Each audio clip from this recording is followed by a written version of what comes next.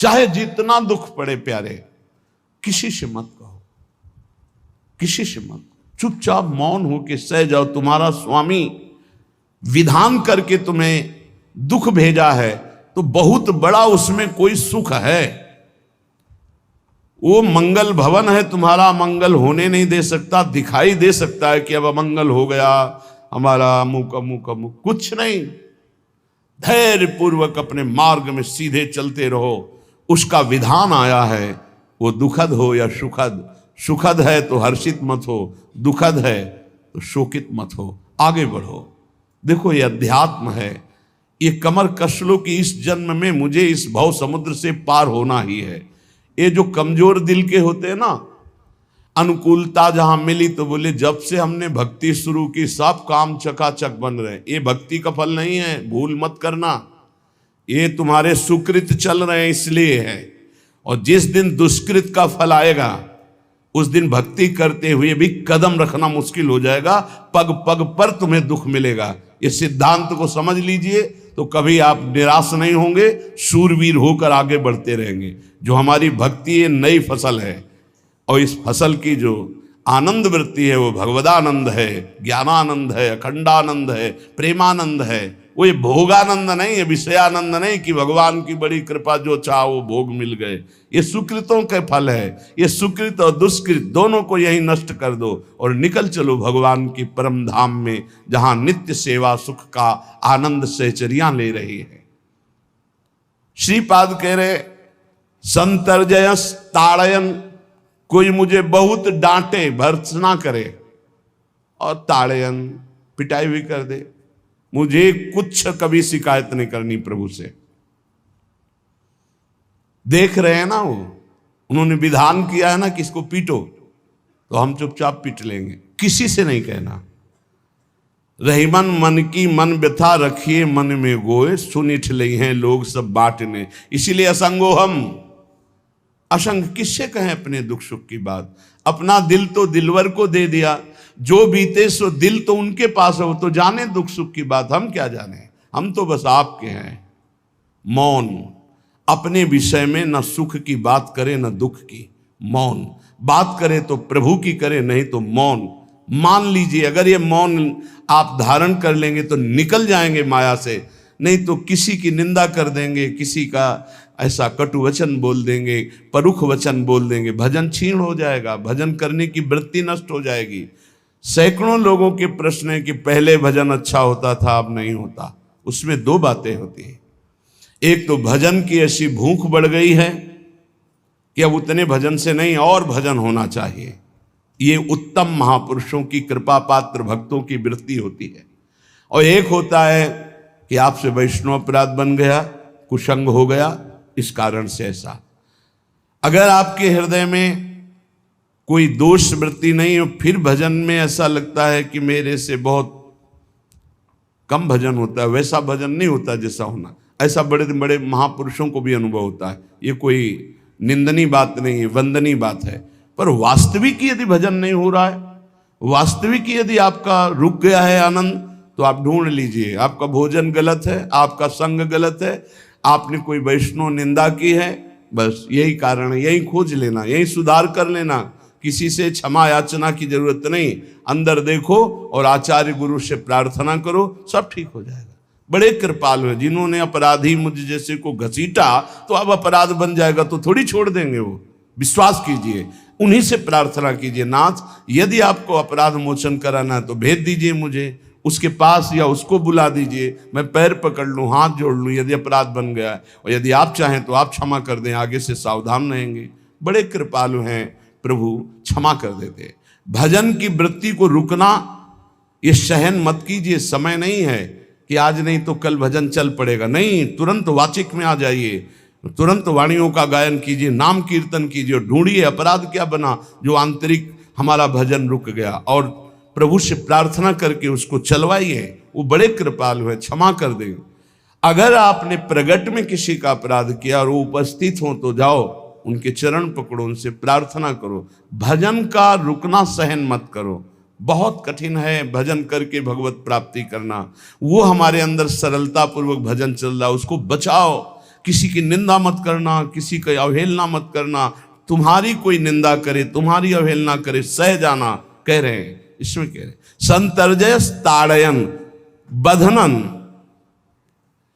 यदि वो कहीं मुझे बांध दें, मैं बंधना भी स्वीकार कर लूंगा।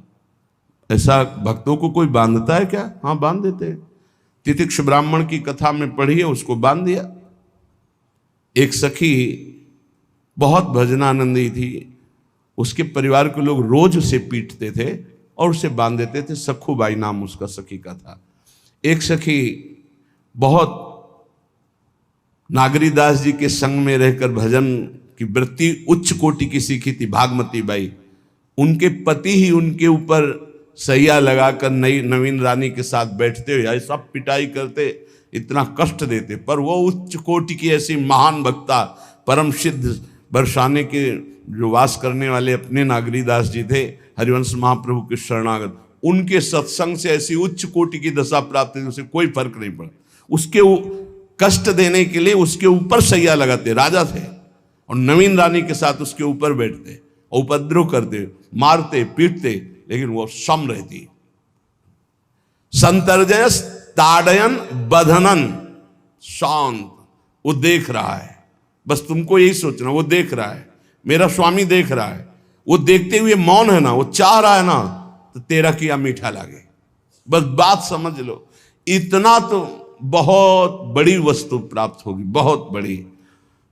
एक मिट्टी जब कुम्हार को अर्पित हो जाती है तो पीट पीट कर एक छोटा राई भर भी दाना नहीं रहने देता, क्योंकि राई भर भी अगर दाना रहा वहीं से मटकी फूट जाएगी, राई भर भी अहंकार रहा वहीं से भक्ति रस निकल जाएगा।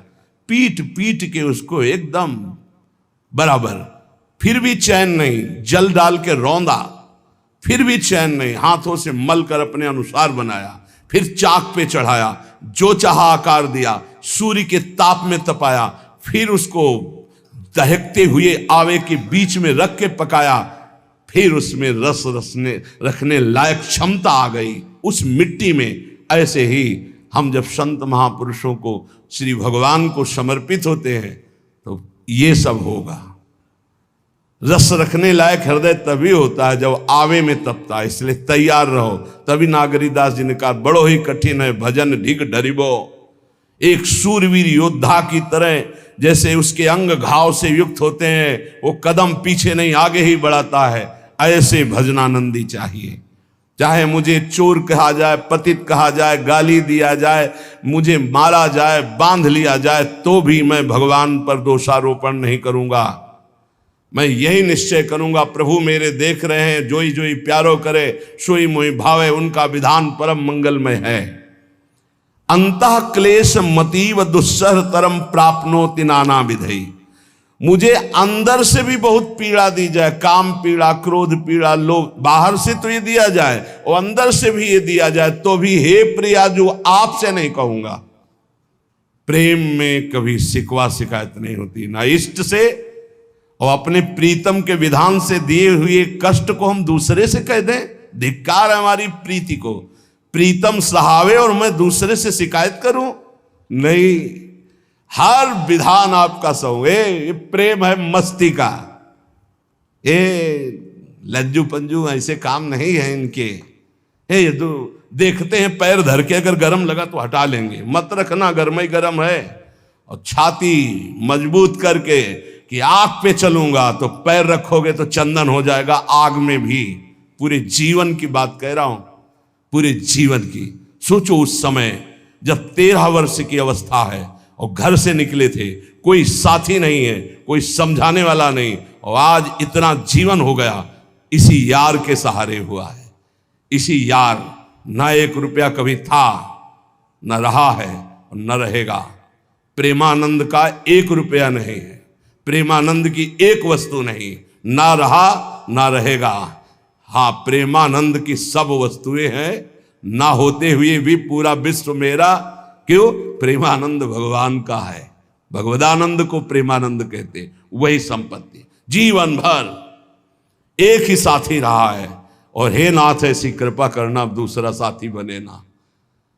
अब आओ तो मृत्यु रूप में ही आओ, और किसी रूप में मत आना। साथी हो तो आपका साथ हो, सर्वहरण करने वालों में मैं मृत्यु हूं, बस उस रूप का इंतजार है, आओ उस रूप में और समेट लो अपनी लीला। बस कभी किसी से शिकायत, कभी किसी ने कैसे हो, आनंद है। नहीं सुना है किडनी खराब है तो सुना ही होगा, कोई दुख नहीं, कोई दुख नहीं। वर्तमान दुख वर्तमान के आनंद से बहुत छोटा है, क्या दुख है, स्वामी के द्वारा दिया हो। ये आप हमारी प्रार्थना मान लीजिए, इस मार्ग में चलने पर जो दुख मिले कभी किसी से कहना नहीं तो प्रीति में कलंक लग जाएगा, वो तुम्हें प्रभु से हटा देगा। नहीं, रहीमन मन की मन व्यथा रखिए मन में गोए, सुनिठ लई है लोग सब बाट न लिए। ये भगवत मार्ग शूरवीरों का मार्ग। कभी अपनी आंतर व्यथा को किसी से मत कहो। जीवन में अगर कोई हमें कष्ट दे रहा है तो हमारा कर्म है, ना कि कोई व्यक्ति। ये बिल्कुल सिद्धांत चर्चा समझ लो। वही व्यक्ति जो मुझे द्वेष करता, वही व्यक्ति जो मुझे कष्ट और दंड देता, वही व्यक्ति प्रणाम करके छाती से लगाकर आंसुओं की धारा से अभिषिक्त किया, तो वो व्यक्ति था या कर्म? जब कर्म भोग हो गया तो वही हृदय से लगा के अश्रुधारा से क्षमा कीजिए, बहुत ऐसा नहीं, आप तो बड़ी कृपा की। व्यक्ति कभी कष्ट नहीं देता, मेरा कर्म उसके ऊपर सवार होकर मुझे दंड देता है। इसलिए मैं किससे कहूं? अपनी जबान से दांत कट जाए तो किससे कहूं? ये जो दांत, इससे जबान हमारी पीड़ा को किससे कहूं? अपने हाथ से चोट लग जाए किसको कहूं? ऐसे सब आत्मस्वरूप हैं, हमारा कर्म ही उनके ऊपर सवार होकर हमें दंड दे रहा है। इसलिए भाई, श्रीपाद का सिद्धांत जो कह रहे कि अगर भगवत प्रेम प्राप्त करना है तो मुंह बंद। 22 बाजार में कोड़े मारे गए, एक बार भी श्री कृष्ण से नहीं कहा। पूज्य भाई जी महाराज के जीवन कष्टमय, कभी श्री कृष्ण से नहीं। बाबा नहीं सह पाए, बाबा ने श्री कृष्ण से कहा, श्री कृष्ण चंद्रजू से, ये क्या है, इतना कष्ट क्यों दे रहे हो उनके शरीर को? तो मुस्कुरा दिए, बोले मैं नहीं दे रहा हूं, ये तुम्हारे कर्म का फल भाई जी भोग रहे हैं। ऐसा? बोले हाँ। सीधे अस्पताल गए, भाई जी से कहा, ये आप हमारा प्रारब्ध क्यों भोग रहे हैं? तो कहा, आज ये कौन सा खेल रच रहे हो बाबा, क्या बात कर रहे हो? जीव का अपना कर्म भोगना होता है, किसी और का निजकृत कर्म भोग? तो उनका, आप हमको बहका नहीं सकते, हमें परम तत्व से पता चला है कि आप हमारे कर्म। तब हंस दिए भाई जी और बोले, देखो हमें कोई फर्क नहीं पड़ता, आपको फर्क पड़ जाता। आप चढ़ो, जिस साधना की चढ़ाई पर चढ़ रहे हो चढ़ो, मंगलमय श्री कृष्ण तुम्हारी यात्रा को पूर्ण करें। हम तो अस्पताल में पड़े पड़े प्रिया प्रीतम के साथ खेल रहे हैं, कोई फर्क नहीं पड़ रहा। ये बड़े महापुरुषों ने अपने कष्ट की तो बात जाने दो, दूसरों के कष्टों को लेकर भोगाए। हम जरा सा कष्ट आ जाए तो बोले हमारी अंदर श्रद्धा थी अब खत्म हो रही क्योंकि कष्ट आने लगा। उसमें भगवान का क्या दोष है? वो तो बड़े कृपालु हैं कि ऐसे पापात्मा होने पर भी मुझे महात्माओं का संग दिया, धाम का वास दे रहे, नाम जपवा रहे। अब हमारे पूर्व प्रारब्ध हमें कष्ट दे रहे हैं, इस समय भी वो हमें दुलार कर रहे हैं। जीव समझता नहीं, केवल दोषारोपण भगवान और भगवत मार्ग पर कर देता है। इसलिए उपासक को अंतः क्लेश मति व दुस्सहतरम, ये जो आप काम क्रोध से जल रहे हो ना, ये तपस्या है, इसका बहुत बड़ा लाभ मिलेगा। और अगर भोग रहे हो ना, गिर रहे हो, पतित हो रहे हो, तो वो सुख नहीं, वो शांति नहीं, वो विश्राम नहीं। और एक बात ध्यान रखना, इस शब्द को याद रखना, ऐसे रहने पर भी हमारे द्वारा जो भी, वो हमारे स्वामी ऐसे लेते हैं, जन अवगुण प्रभु मान न काऊ, दीन बंधु अति मृदुल स्वभाव। कल शाम के पूज्य परमहंस राम मंगल दास जी की वाणी का चिंतन हो रहा था, उसमें कह रहे कि जो 30 मिनट भगवान नाम कीर्तन कर लेता, मेरी बात पर विश्वास रखना हो, उसको भगवत प्राप्ति होगी।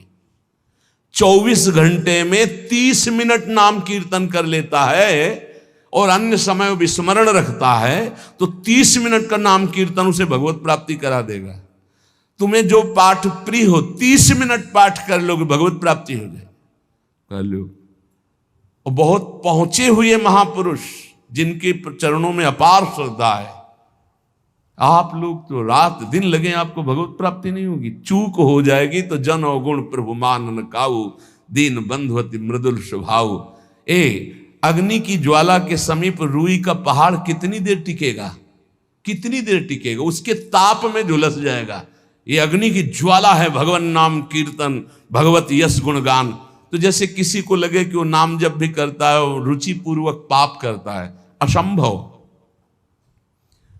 नाम जापक रुचि पूर्वक पाप कर ही नहीं सकता, उसका हृदय जलेगा पक्का। आप जप करके देख लीजिए, आप जप कीजिए नाम, और फिर आपसे पाप जब बनेगा तो आप फिर हालत अपनी देख लीजिएगा, बार बार हृदय जलेगा, नहीं नहीं नहीं। तो एक दिन वो नहीं सिद्ध हो जाएगा और आप निर्विकार हो जाएंगे। इसलिए अंतः क्लेश, अगर बुद्धि मति वो अति अंदर क्लेश आ रहा है, कभी काम आ रहा है, कभी क्रोध आ रहा है, कभी लोभ आ रहा है, कभी मोह आ रहा है, ये आता रहेगा जब तक भगवत साक्षात्कार नहीं होगा। ऐसा मत समझो कि 2-4 महीने जप करेंगे तो हम सिद्ध हो जाएंगे, ये आता रहेगा। ये बहुत भागवतिक शक्ति से संपन्न है विकार, कोई साधारण नहीं है कि तुम माला जपोगे वो नहीं आएगा, माला जपते समय ही आएगा वो। ये भागवतिक शक्ति से संपन्न, काम क्रोध लोभ मोह तब त्रिभुवन को परास्त कर रहे हैं। ये भगवान के पावर से शक्तिमान है। तुम्हारा अहंकार जब गलित हो जाएगा तो इनका आना ही बंद हो जाएगा। जब तक अहंकार रहेगा तब तक ये आते रहेंगे। तो जो तुम्हारे अंदर जलन हो रही, मत कहो किसी से, सह जाओ, यही तपस्या हो जाएगी, यही भगवान की प्राप्ति का हेतु हो जाएगा। प्रभु के लिए थोड़ा कष्ट सहकर आप आगे बढ़कर देखिए वो कितना आपको प्यार देते हैं। यही कष्ट सहना है, आंतरिक विकारों को सहना, बाहरी प्रहारों को सहना, कभी किसी से ना कहना, ये भक्तों का स्वभाव। मौन, इसीलिए वाणी से मौन, कुछ ना बोलना। हमने एक संत भगवान को देखा, 22-23 वर्ष पहले वृंदावन में कच्चा मार्ग था, एक बोरा रखते थे ऐसे, पागलों जैसा भेष था। तो जब रात्रि के 11 बजे वापस यमुना किनारे से प्रसाद पाके यमुना किनारे गए, यमुना किनारे से जब लौटते थे तो उनको देखते थे अकेले वो बैठे रहते थे। उनकी मुद्रा देख के लगता था भगवदानंद में डूबे हुए हैं। नजदीक बैठे, बोरा उठाया, चल दिया। अम्मी पीछा छोड़ने वाले थे नहीं, पीछे तो उनका क्या बात है, क्यों पीछे हो? अब संत वेश हमारा भी तो मर्यादा से ही बोलेंगे, वो कुछ नहीं, केवल जानना चाहते हैं आपको। तो कालीदय की इधर एक तमाल का पेड़, जो श्वेत रंग का एक वृक्ष है, उसका मुझे नाम नहीं याद आ रहा, गूलर जैसा, और वो तमाल में लिपटा हो, अब भी है, दाहिनी तरफ है। ये जो खाली जगह पड़ी ऊंची, जो अपने दाहिनी तरफ बर्फ फैक्ट्री के आगे जाते हैं, उसी के नीचे बैठ गए। तो हमने पूछा, आपकी स्थिति देखकर मुझे लगता है आप हर समय भगवदानंद में डूबे रहते हैं। बोले जब लगता है तो प्रश्न क्यों करते हो? हम कहा आपकी वेशभूषा देखकर। तो बोले जगत से बचने के लिए ये वेशभूषा है। एक बोरा ऐसे जैसे कोई बीनने वाले होते हैं, कबाड़ बीनने वाले, ऐसे बोरा ऐसे रखे थे, गमछा लगाए हुए थे, पूरा शरीर खुला, कोई साधु का वेश नहीं, कोई चिन्ह नहीं, और उनकी स्थिति भगवदानंद में थी। उनका ये किसके उपदेश, किस मार्ग के उपदेश, किस इष्ट की आराधना से आपको ऐसी स्थिति प्राप्त हुई?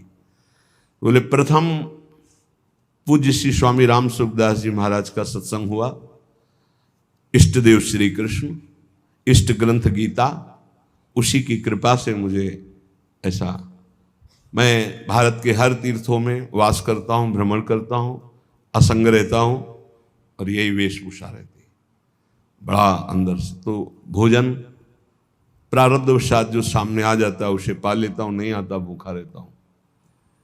तो कहा अगर हम मधुकरी ले आवें कभी आप जिससे, तो पालेंगे? बोले दे देंगे तो पालेंगे।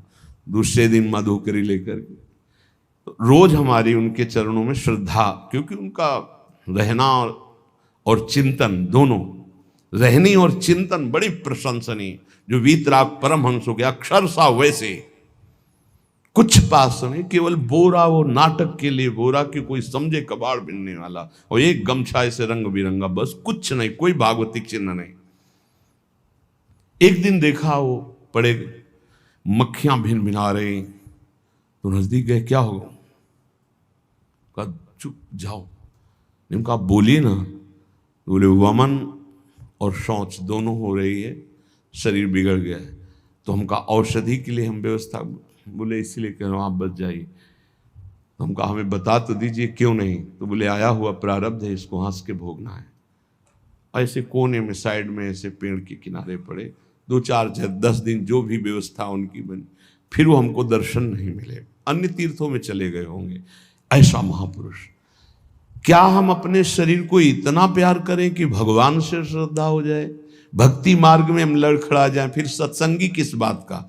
ये पक्का समझ लीजिए, ये जो भगवत मार्ग है ये शूरवीरता का मार्ग है, सहन करने का मार्ग है। जितने भी महापुरुषों के चरित्र हैं आप पढ़ करके देख लीजिए, भगवान के चरित्र से भी ज्यादा लाभ भक्त चरित्र सुनने से इसलिए होता है कि हमको लगता है कि हमारे जैसा जन्म लेकर इतना कष्ट सहकर इस ऊंचाई पर पहुंचे, ये बड़ी बात है कि वो जीवत्व से हमारी तरह पैदा होकर ईश्वत्व को जाता है। इसलिए भक्त चरित्र में विशेष बल हमको प्राप्त होता है। क्या क्या कष्ट सहते, और आप खुद देख लीजिए, आपको जितना कष्ट है उससे बड़ा सुख है कि नहीं, अंदर देख लीजिएगा तो इसी से अनुमान लगा लीजिए, जितना बड़ा कष्ट उससे कई गुना बड़ा सुख भगवान देते हैं, तभी वो उनका यश गाते रहते हैं। ऐसे थोड़ी होता है कि हमारे भगवान का हम भजन करते, हमारे साथ न्याय नहीं हुआ। न्याय तो सही बात नहीं हुआ, नहीं तो तुम्हारी दुर्गति हो जाती है। सही बात में उन्होंने न्याय नहीं किया, पक्षपात किया है तुम्हारा। अगर वो सही न्याय करते तो ईमानदारी से कहते हैं, केवल नरक के कीड़ा ही बनना पड़ता और कुछ नहीं है। खूब देख लो, डबल चेहरा होता है, एक सामने का चेहरा देख रहे हो और एक एकांत का चेहरा होता है, डबल चेहरा होता है। और भगवान डबल रखो चाहे तिबल, सब देखते हैं। सब हम बैठे हुए देख लो ईमानदारी से वृंदावन की भूमि में, एक चेहरा है जय श्री राधे, और एक चेहरा है जो राक्षस है अंदर बैठा। देख लो, अंदर देख लो, बिल्कुल इस समय सीसी कैमरे में हो, अंदर देख लो, एक राक्षस बैठा है।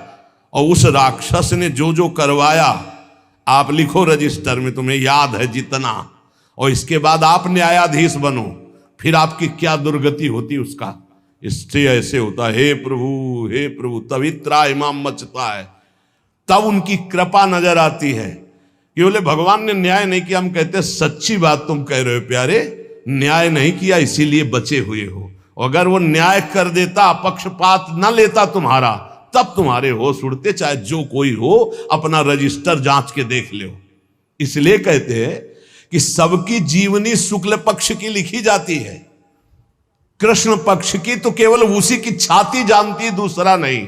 हृदय में जितने विकार, हृदय में जितना अंधकार, हृदय में जितना कूड़ा करकट, वो तो हम जानते हैं कि हमारी स्वामिनी की कृपा ने कितना निर्मल किया है। तब उनकी स्वामिनी जू मुझ जैसे अपराधी के अपराधों का विस्मरण करके आप ऐसी कृपा, तो आपको लगता है कि संतों की एक दैन्य भाषा होती है। नहीं, ईमानदारी से संत कभी झूठ नहीं बोलते। जैसे कह रहे हैं कि मौसम कौन कुटिल खलकामी, तो अंतर ये होता है कि आंख में जैसे थोड़ा पड़े तो बहुत बुरा लगता है, और पीठ में इतना बड़ा तिनका चला जाए तो कुछ समझ में नहीं आता। संतों का हृदय आंख जैसा होता है, थोड़ी सी भी गलती में हाय हाय मच जाता है, धिक्कार है तुम्हारे जीवन को, अपने को तुम क्या समझते हो और क्या है तुम्हारे अंदर विचार। और जो मलिन अंतःकरण वाला था, भारी भारी पाप करके भी उसको पश्चाताप नहीं होता। संत जनों को एक पाप की जरा सी वृत्ति की आभास स्फुरना, वो पूरा पाप नजर आने लगता है उनको, क्योंकि इतना निर्मल हृदय होता है। तो सच्ची कहते हैं कि जैसे घोड़ों की लगाम पकड़े हुए श्री कृष्ण अर्जुन की बैठे हैं, ऐसे अपने भक्तों की लगाम पकड़कर बैठ जाते हैं, तो यात्रा अध्यात्म की ऊंचाई की चलती, किसी की सामर्थ्य नहीं। इसलिए सब भक्त ऐसे तो आपको मिलेंगे। जहां सामर्थ्य की बात है वहां केवल श्री भगवान की कृपा है। इसलिए बाहर की पीड़ा और अंतर की पीड़ा, अपने प्रीतम के द्वारा दी हुई मानकर सह जाओ तो आगे प्रीतम तुम्हारा स्वागत करने के लिए खड़े, पक्का समझ लेना, पक्का। और वो देंगे ये पीड़ा। क्यों देंगे? इसी पीड़ा में पता चलता है कि तुम्हारे मन की सुई किधर जा रही है। प्रताप राय जी महाभागवत थे, बड़ा चरित्र है। उनके यहां एक व्यापार चलता था कुल परंपरा से कि आपको अगर रुपए की जरूरत है तो आप अपना स्वर्ण आभूषण या कुछ रख जाइए गिरवी और रुपया ले जाइए, और ब्याज से तो रुपया दे जाइए, अपने मूल गिरवी ले जाइए जो रख के गए हो। यही उनकी कुल परंपरा से चल।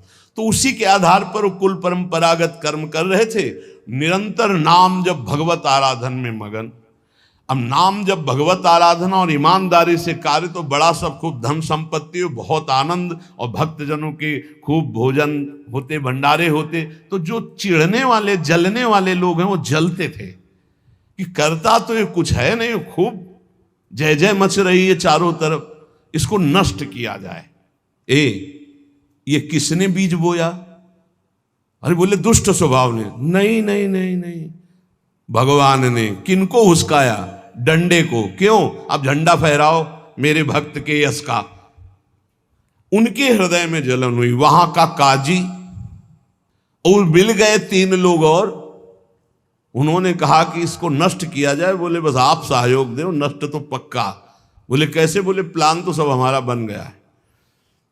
अब झोली में कंकड़ भरे। अब प्रताप राय जी, बेटी का ब्याह है, 10,000 मुद्रा चाहिए। बोले गिरवी? बोले है स्वर्ण मुद्राएं। अब वो इतने ईमानदार विश्वास, बोले बॉक्स रखा रहता है उसी में रख दो, दस्तखत करो, 10,000 रुपये लो, ब्याज से दे जाना, अपना ले जाना। थोड़ी देर बाद दूसरा आया ऐसे, फिर तीसरा आया, वो तो उनका व्यापारी था। 5 दिन बाद वापस आया और काम बन गया, ब्याज सहित ये रुपये लो, हमारा आभूषण वापस करो। बोले जहां रख गए थे वैसे उठा लो। बाक्स से उठाया ऐसे, अरे देखो कितना नाटक करता है, माला जपता है, भगत बनता है, हमारे स्वर्ण आभूषण हटाकर कंकड़ पत्थर भर दिए। अब लोग तो आश्चर्यचकित हो रहे थे कि ये भगत जी तो ऐसे है नहीं। इतने में दूसरा आया, उसने भी वही नाटक शुरू। तीसरा आया, उस अब तो पक्का हो गया कि पाखंड करता है। लोगों की श्रद्धा को कपूर कहा गया है। कपूर ऐसे बाहर रखो ना तो उड़ जाता है ना, ऐसे ही श्रद्धा है। अगर उसको आप मजबूती, विश्वास की मजबूती में नहीं रखोगे तो श्रद्धा उड़ जाएगी। अब तो सब कहने लगे कि प्रताप राय तो बहुत ही पाखंडी निकला। अब हाहाकार मच गया। इसके बाद काजी, वो तो सब मिले हुए थे, काजी ने बादशाह के सामने बात पेश की। काजी के इशारे से बादशाह ने हुक्म दिया इनको बंदी बना लिया जाए, सारी संपत्ति जब्त कर ली जाए। अब राज सैनिक बंदी बना लिए प्रताप राय जी को, सारी संपत्ति जब्त होने लगी। तो उन्होंने अपनी पत्नी से इशारे से कहा ठाकुर जी लो और भाग जाओ अपने मायके, ठाकुर जी को बचाओ। ऐसी स्थिति में याद क्या है? ठाकुर जी को बचाओ, उनका भोग राग चलता रहेगा, हम तो जेल में कष्ट भोग लेंगे। ऐसा ही हुआ। वो पीछे की खिड़की से अपने ठाकुर जी को लेके सब तहस नहस हो गया। म्लेच्छ सेना साहब नष्ट भ्रष्ट कर दिया, बंदी बनाया, उनको ले गए, जेल में डाल दिया। कुछ लोगों ने कहा कि महाराज अभी ठाकुर जी अष्ट धातु के हैं, बहुत महंगे हैं, उनकी पत्नी इसीलिए लेके भाग गई है। मायके से पत्नी को भी बंदी बनाया, ठाकुर जी को भी संपत्ति के रूप में जब्त किया, और जहां संपत्ति थी वहां गोदाम में ठाकुर जी को ऐसे जिससे संपत्ति डाल दी वैसे डाल दी। जब पत्नी नजदीक हथकड़ी बेड़ियों के सहित, और वो तब एकांत जब हुए तो उनका प्रभु आज तक मैंने कभी आपसे मांगा नहीं और कोई शिकायत नहीं की, बस एक कष्ट है इस समय कि आपको गोदाम में डाल दिया गया है। हम प्राणों से अधिक आपको प्यार करते हैं और आपको भोग नहीं लगेगा, आपकी सेवा नहीं होगी, ये हम बर्दाश्त नहीं करेंगे। प्रभु कुछ उपाय करो जिससे आपकी सेवा, अगर हमें ये पता भी चल जाएगा कि आपको भोग लग रहा है तो आजीवन हम पति पत्नी को जेल में रखो, मुझे कोई कष्ट नहीं। प्रभु ये सब कुछ हुआ, मुझे कोई कष्ट नहीं, आपको भोग नहीं लगेगा, इस बात से मैं जीवित नहीं रह पाऊंगा। भगवान देर थोड़ी लगी युगल सरकार गलवैया दिए हुए, इस स्थिति में भी तुम्हें मेरी चिंता है? तुम्हें अपने अपमान की, अपनी संपत्ति जब्त की, अपने जेल की, दुख की कोई चिंता नहीं, मेरी चिंता है। वही साक्षात्कार हुआ। अब तत्काल, अब वो तो चाबी बदलने वाले हैं ना। ज्ञानी मूढ़ न कोय, जस जय का रघुपत करे, तस ताही क्षण होए। बोले बिहस महेश तब, ज्ञानी मूढ़ न कोय। उस वहां का जमींदार जो था, उसने कहा ऐसा हो ही नहीं सकता, यह सब गलत है, पाखंड रचा गया है प्रताप राय जी के प्रति। बादशाह के सामने विरोध प्रकट कर दिया, नहीं, सही जानकारी जांच हो। बादशाह ने उन तीनों को बुलाया और कहा फांसी पे चढ़ा देंगे यदि सही नहीं बोलोगे। सही सही बोल दिया कि उसमें हम सोना तो रखे ही नहीं था, कंकड़ रखे थे। काजी की ये सब बात थी। काजी को दंड दिया गया, तीनों को बंदी बना लिया गया, प्रताप राय जी को पूरा नुकसान सहित सब अर्थ दिया गया और बड़ा सम्मान किया गया। फिर जीवन, ये घटनाएं भक्तों के जीवन में आती है किस लिए? भगवत साक्षात्कार कराने। भगवत साक्षात्कार जेल में प्रताप राय और उनकी पत्नी को हुआ। इसलिए उपासक को कितनी भी परिस्थिति कष्ट की आवे, वो तुम्हारे आनंद का वर्धन करने वाले बनेगी, विश्वास रख लीजिए। बस किसी से सहयोग मत मांगना और किसी को अपनी बात मत कहना। प्रताप राय जी ने किसी से भी नहीं कहा, कुछ भी नहीं बोले, केवल प्रभु से कहा कि आपकी सेवा अगर हमको कान में सुनने को मिल जाएगी कि आपका भोग लग रहा है तो मुझे कोई कष्ट नहीं होगा, लेकिन ये मैं नहीं सह पाऊंगा कि आप गोदाम में से, क्योंकि मैं जीवन भर आपको दुलार करता रहा हूं प्रभु। अब